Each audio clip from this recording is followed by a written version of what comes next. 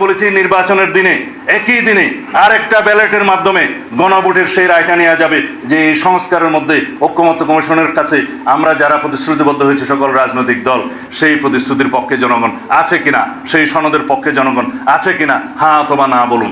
যদি জনগণ হ্যাঁ বলে তাহলে সেই পার্লামেন্ট, সেই নির্বাচিত সংসদের প্রত্যেকটা সংসদ সদস্য আইনানুগভাবে ম্যান্ডেট প্রাপ্ত হবে এই সনদ বাস্তবায়নের জন্য, তারা বাধ্য থাকবে সেই সনদ বাস্তবায়নের জন্য।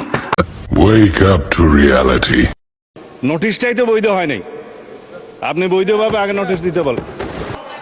আমি আপনার প্রোটেকশন চাচ্ছি। জুলাই জাতীয় সনদের সমঝোতা হয়নি, এটা একটা জবরদস্তিমূলক আরোপিত আদেশ করে সেই আদেশের একটা প্রশ্ন গণভোটের মধ্যে দেয়া হলো, যেটা আমার পড়তে লাগছে 3.5 ঘন্টা।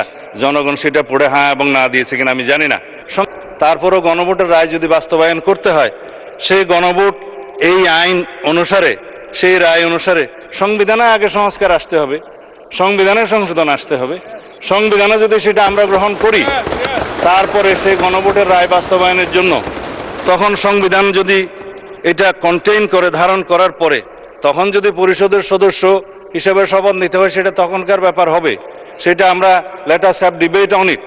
তবে এখন এই সংবিধান সংশোধনের জন্য আমরা এই সেশনে বিল আনতে পারবো কিনা সেটা যথেষ্ট সন্দেহ আছে। আমি পজিটিভলি যাচ্ছি, আমি কোনো কিছু অস্বীকার করছি না। জনরায়কে সম্মান দিতে হবে, কিন্তু সেটা সাংবিধানিকভাবে দিতে হবে, আইনগতভাবে দিতে হবে। এখানে ইমোশনের কোনো জায়গা নেই। রাষ্ট্র ইমোশন দিয়ে চলে না, রাষ্ট্র চলে সংবিধান দিয়ে, আইন দিয়ে, কানুন দিয়ে।